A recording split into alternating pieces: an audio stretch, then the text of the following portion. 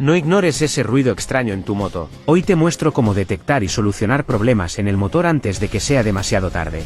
Comenzamos desmontando la cabeza del motor tras reportes de un ruido extraño. Aunque el cliente asegura que no había humo, al retirar el cilindro descubrimos daños significativos en el pistón y en la superficie del cilindro.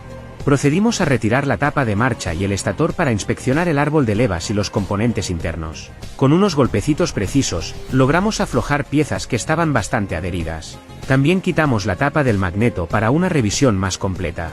¿Quieres evitar daños mayores en tu motor y aprender a realizar este tipo de reparaciones?